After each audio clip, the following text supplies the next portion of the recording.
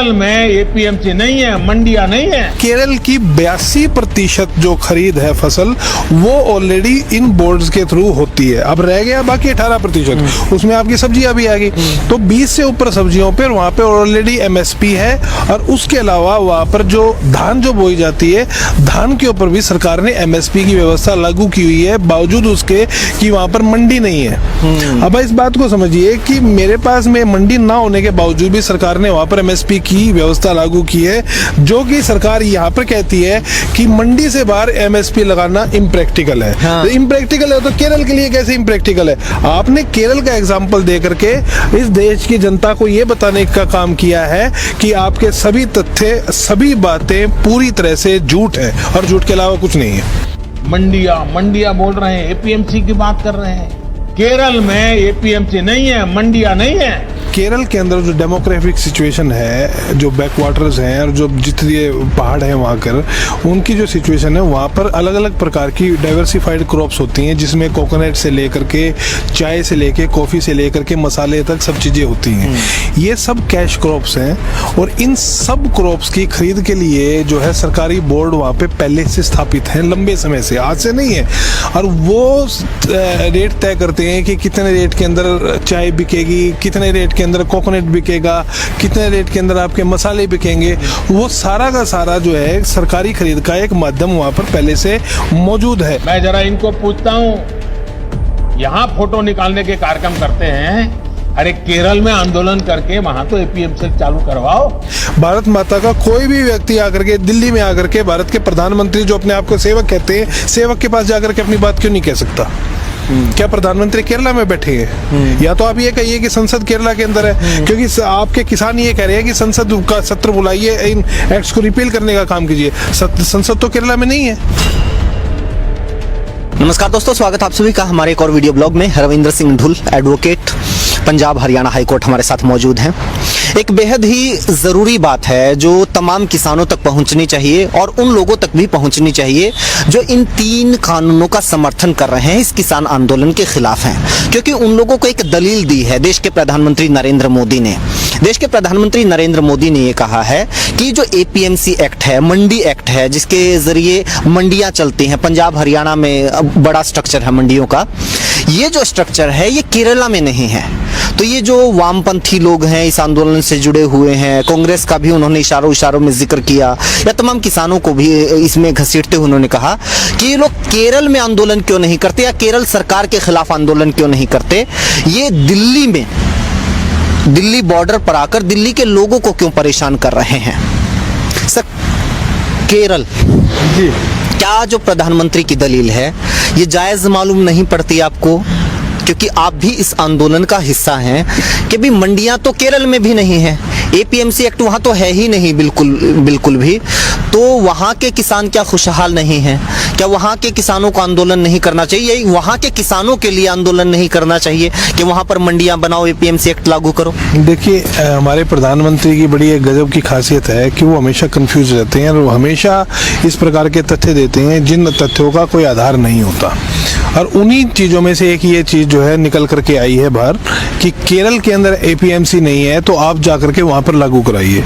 तो अब इसका मैं एक बार आपको बड़ा गजब का एक्सप्लेनेशन देता हूँ कि अब केरल के अंदर जो डेमोग्राफिक सिचुएशन है, जो बैकवाटर्स हैं और जो जितने पहाड़ हैं वहाँ कर, उनकी जो सिचुएशन है वहाँ पर अलग अलग प्रकार की डाइवर्सिफाइड क्रॉप्स होती हैं, जिसमें कोकोनट से लेकर के चाय से लेके कॉफ़ी से लेकर के मसाले तक सब चीज़ें होती हैं। ये सब कैश क्रॉप्स हैं और इन सब क्रॉप्स की खरीद के लिए जो है सरकारी बोर्ड वहाँ पे पहले से स्थापित हैं, लंबे समय से, आज से नहीं है। और वो रेट तय करते हैं कि कितने रेट के अंदर चाय बिकेगी, कितने रेट के अंदर कोकोनट बिकेगा, कितने रेट के अंदर आपके मसाले बिकेंगे। वो सारा का सारा जो है सरकारी खरीद का एक माध्यम वहाँ पर पहले से मौजूद है। और केरल की 82% जो खरीद है फसल वो ऑलरेडी इन बोर्ड्स के थ्रू होती है। अब रह गया बाकी 18%। 100%, उसमें आपकी सब्जियां भी आ गई, तो 20 से ऊपर सब्जियों पर वहां पे ऑलरेडी एमएसपी है।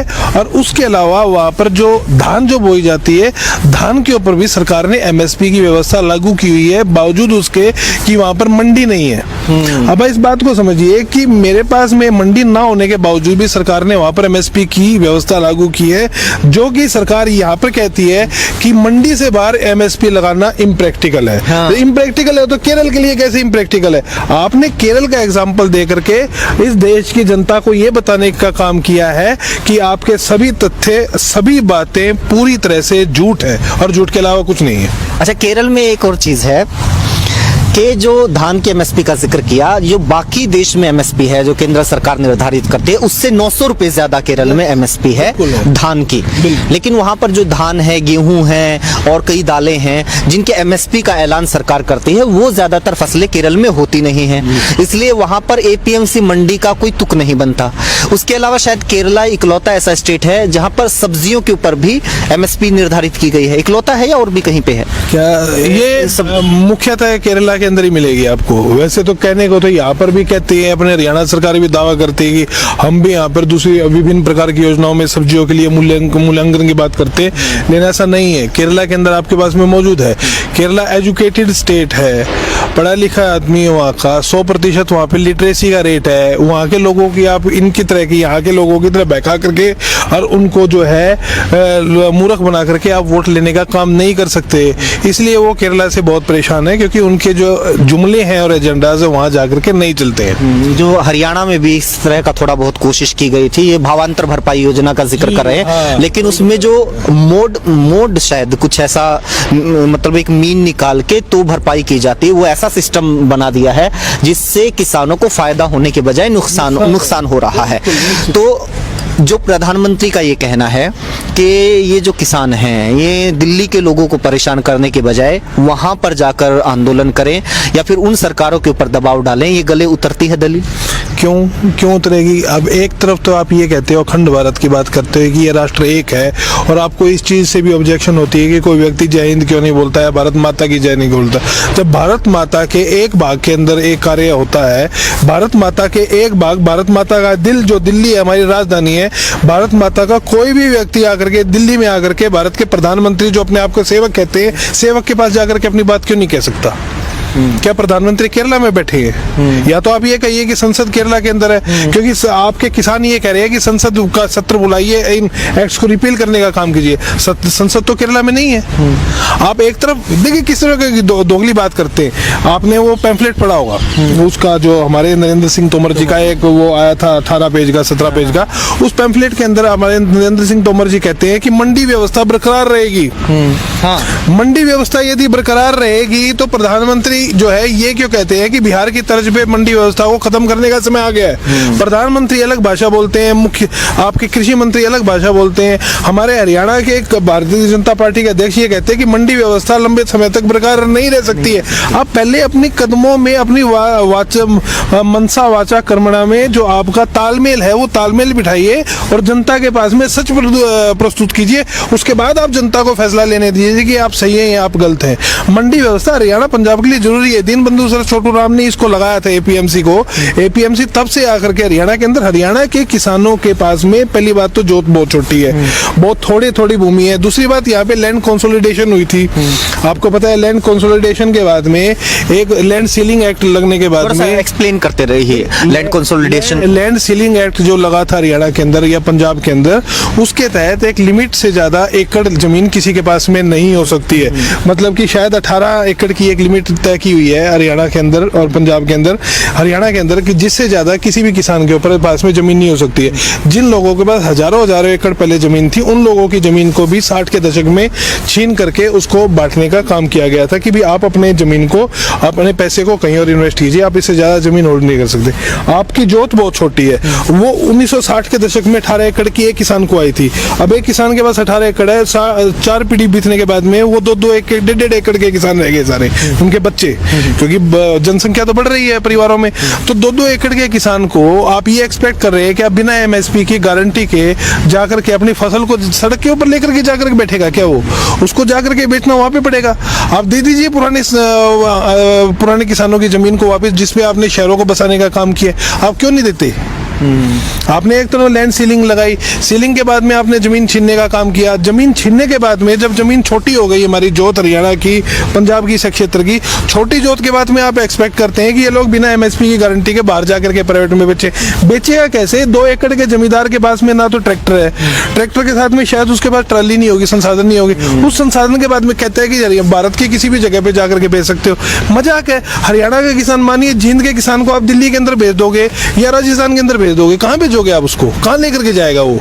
आपको तो इन लोगों को दिल्ली में जाने से आपत्ति है, तो आप दूसरे क्षेत्र में कैसे? क्या आपने हेलीकॉप्टर का प्रावधान किया है कि आप लेकर के जाइए, फ्री ट्रांसपोर्ट चाहेगा? ये तो मतलब बेहुदगी है सारी की सारी। इसमें ये ओपन मार्केट की बात करते हैं, फिर हरियाणा के मुख्यमंत्री ये कह देते हैं कि राजस्थान का बाजरा यहाँ नहीं आने दूंगा, मध्य प्रदेश के मुख्यमंत्री कह देते हैं कि साथ वाले राज्य के। बताता हूँ, आपने तो ये कही सुनी है। आपको मैं अधिकारी बताता हूँ, हाई कोर्ट के अंदर एक केस फाइल हुआ। करनाल के किसान ने किया कि जी मेरी जो जमीन है वो यमुना पार उत्तर प्रदेश के अंदर है, और मैं हर साल वहां से जो है बोता हूँ और यहाँ पर आकर के बेचता हूँ। ओरिजिनल करनाल का रहने वाला किसान, उसकी जमीन को, उसकी फसल को लेने से इनकार कर दिया इस बारी मंडी में, एपीएमसी में। जबकि किसान हरियाणा का है।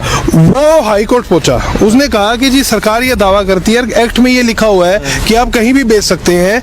हरियाणा सरकार का पक्ष आपको पता है क्या होगा? आपको ताज्जुब होगा। हरियाणा सरकार ने हाई कोर्ट में जाकर के आधिकारिक पक्ष ये लिया है कि हम मंडी की सीमा से बाहर जो है, मंडी की सीमा के अंदर किसी भी बाहरी व्यक्ति को खरीद नहीं करने देंगे। ऐसा तो एक्ट के अंदर नहीं लिखा। पहली बात, अगर आपने ऐसा एक्ट के अंदर लिखा है तो आपको इस चीज को स्पष्ट करना चाहिए सारे देश को कि दूसरे क्षेत्र में जाकर के, दूसरे प्रदेशों में जाकर के आप केवल ओपन मार्केट में बेच सकते हैं, मंडी व्यवस्था के अंदर आप नहीं बेच सकते हैं। आप दूसरी एक तरफ ये कहते हैं तो दोगला व्यवहार। मैं तो आधिकारिक पक्ष बता रहा हूँ, मुख्यमंत्री ने तो करके दिखाया हरियाणा के अंदर। हाई कोर्ट ने केस डिसमिस किया ये कहते हुए कि आप अपनी जमीन, अपनी फसल को मंडी के अंदर नहीं बेच सकते, जबकि वो सालों से वहां पे बेचता है करनाल का किसान। मजाक है क्या ये कोई? Oh my God. मतलब क्या है कि अगर कोई जो कि कहते हैं कि ओपन मार्केट हो गई है, कहीं का किसान कहीं जाके बेच सकता है।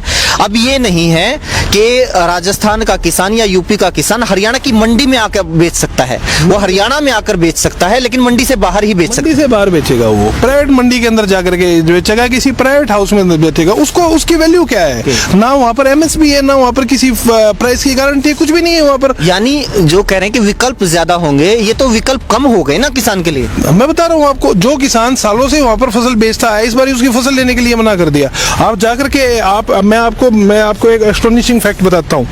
आप अभी you need to verify it. Haryana का जो मंडी बोर्ड है, आपको मेरी किसी वरिष्ठ अधिकारी से मेरी बात हुई थी, 600 करोड़ का इस बारी जो है केवल और केवल मार्केट फीस का घाटा है इस एक्ट के लगने के बाद।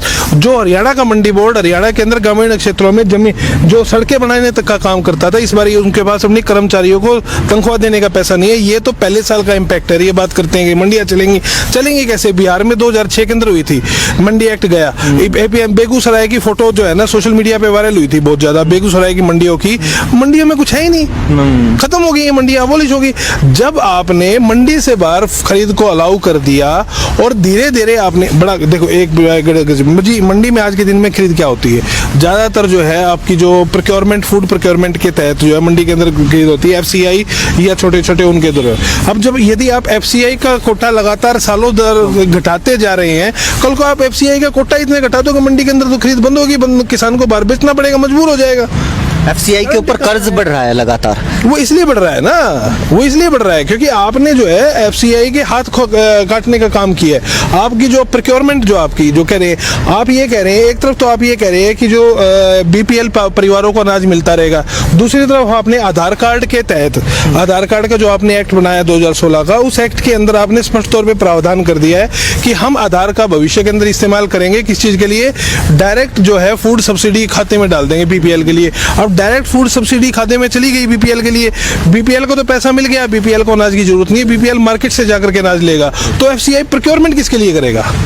और ये शांता कुमार कमेटी की भी सिफारिश है ये। शांता कुमार कमेटी की सिफारिश है, ये तो बहकाने का काम है ना सारा का सारा। जो पब्लिक डिस्ट्रीब्यूशन सिस्टम है उससे छेड़छाड़ करने की तैयारी है, उसको एबोलिश करने की तैयारी है, ये भी एक फैक्ट है। ये बार बार संकेत खुद सरकार दे रही है, सरकारी एजेंसीज दे रही हैं, सरकार के क्रियाकलाप दे रहे हैं सर। एक जो हमने शुरुआत की थी, केरला से शुरुआत की थी। केरला ने अपने किसानों के लिए एक सिस्टम बनाया है, अपने किसानों को फायदा पहुंचाने के लिए सरकारी सिस्टम बनाया है। लेकिन जब ये 3 कानून लागू हो जाएंगे, पूरे देश में लागू हो जाएंगे, पंजाब, हरियाणा, राजस्थान, यूपी में लागू हो जाएंगे, इस तरह के जो राज्य हैं जो ऐसी फसलों का उत्पादन करते हैं जो सिर्फ खुद प्रोक्योर नहीं कर सकते या सिर्फ खुद खा के ख़त्म नहीं कर सकते, खुद कंज्यूम नहीं कर सकते, अगर ये कानून लागू हो जाते हैं तो क्या किसी राज्य के पास इस तरह की व्यवस्था या आज़ादी रह जाएगी कि वो अपने किसानों को प्रोटेक्ट कर सके, अपने लिए एक इस तरह का केरल जैसा सिस्टम बिल्ड कर सके? आप पंजाब के तर्ज के ऊपर लीजिए। अब सरकार ये कहती है कि वे पंजाब की एक सरकार ने अपने कानून बना दिए, तो पंजाब के किसान यहाँ पे क्या कर रहे हैं? ये तर्क है लगातार आपने मीडिया के द्वारा कहा कि वे पंजाब के अंदर जब अमेंडमेंट कर दी कानूनों के अंदर और पंजाब ने एमएसपी से नीचे की खरीद को पेनल्टी बना दिया, पेनलाइज कर दिया, तो उन किसानों को हरियाणा में आने की, बॉर्डर पे आने की जरूरत क्या पड़ी? ये केवल और केवल राजनीतिक षड्यंत्र और एजेंडा मात्र है, ऐसा भारतीय जनता पार्टी के द्वारा लगातार कहा जा रहा है। मैं आपको बता दूं कि जब ये कानून जो बिल वहां पर पास किए गए, विधानसभा ने, राज्यपाल ने साइन करने से मना किया। आपके मुख्यमंत्री, पंजाब के निर्वाचित मुख्यमंत्री, राष्ट्रपति से मिलने के लिए समय लिया उन्होंने दिल्ली कि आप मुझे जो है समय दीजिए, क्योंकि राज्यपाल ने क्या किया कि भी केंद्र ने क्योंकि कानून पास किए हैं तो उन कानूनों को राष्ट्रपति के पास भेज दिया कि भी आप इसके ऊपर साइन कीजिए। राष्ट्रपति ने भी साइन नहीं किया। अब हमारे वो मुख्यमंत्री को समय नहीं दिया, मुख्यमंत्री वहां पे जंतर मंतर पे बैठ करके वापिस आ गए। ये तो मजाक है। राज्यपाल ने साइन नहीं किया, राष्ट्रपति ने साइन नहीं किया, तो कानून कौन सा लागू हुआ? ये जो चीज है, कल को जो आपका जो राज्यपाल है, राज्यपाल तो केंद्र सरकार के अधीन है। अब राज्यपाल तो केंद्र सरकार से पूछे बिना तो कुछ कर नहीं सकता है। तो जब राज्यपाल साइन ही नहीं करेगा तो कानून बनेगा कहां से? आपने उनके अधिकारों को खत्म कर दिया, राज्यों के अधिकारों को। ये सबसे बड़ी समस्या है। जब कंकरेंट लिस्ट है, कंकरेंट लिस्ट में कानून बनाने का अधिकार राज्य को भी है, क्योंकि कृषि मंत्री प्रदेश में भी होता है, कृषि मंत्री केंद्र में भी होता है, क्योंकि कृषि जो है केंद्र और उस प्रदेश दोनों का सब्जेक्ट है। जब कंकरेंट लिस्ट के अंदर एक सब्जेक्ट है तो उसके ऊपर कानून बनाने से राज्य को कैसे रोक सकती है केंद्र सरकार? उन्होंने अपने संवैधानिक जो अधिकार है उनको वायलेट किया है, गैर कानूनी तरीके से उन्होंने राज्य के अधिकारों को छीनने का काम किया है, ये इस कानून के जरिए जी। अच्छा, एक चीज और है कि अगर पंजाब ने इस तरह का कानून बना दिया या हरियाणा ने भी बना दिया कि भी हमारा गेहूं हो गया, हमारी धान हो गई, हमारा बाजरा हो गया, जो भी इस तरह की फसलें हो गई, तो अगर कानून बना दिया, खरीद तो केंद्रीय एजेंसियों को ही करनी है ना। अगर केंद्रीय एजेंसियां खरीद नहीं करेंगी तो यहाँ के कानून तो धरे धराए रह जाएंगे। मैं आपको बता रहा हूँ, आप आरटीआई के माध्यम से भी पूछ सकते हैं, वरना आपको सोशल मीडिया के द्वारा भी मिल जाएगा, कहीं भी मिल जाएगा, मैं आपको भी दे दूंगा। लगातार कोटा कम किया जा रहा है, दर बदर साल दर साल कोटा कम किया जा रहा है। कोटा कम करने के बाद में जो इसका जो व्यवसाय है, चाहे स्टोरेज का हो चाहे कुछ भी हो, वो प्राइवेट कंपनियों को दिया जा रहा है, जिसके कारण एफसीआई जैसी एजेंसियां जो है घाटे के अंदर है। अब एफसीआई को खरीद करनी ही कब पड़ेगी? वो तब ना जब उसको डिस्ट्रीब्यूट करनी हो। या तो सरकार इस व्यवस्था को बनाए कि एफसीआई सारा अनाज खरीदेगी भारत का और उसके बाद में प्राइवेट कॉर्पोरेट्स एफसीआई से प्रोक्योर कर लेंगे। ऐसा कानून नहीं सरकार बना रही है। सरकार ये करती है कि एफसीआई से खरीद केवल और केवल किस चीज के लिए होगी? अब बीपीएल के लिए जो प्रोक्योरमेंट है उस प्रोक्योरमेंट के लिए होगी। अब क्योंकि बीपीएल को अब सब्सिडी डायरेक्ट खाते में जा रहे हो, एफसीआई की खरीद खत्म, एफसीआई की खरीद खत्म तो मंडी खत्म, मंडी खत्म तो किसान कहाँ जाएगा? मर गया। ठीक, बहुत बहुत शुक्रिया।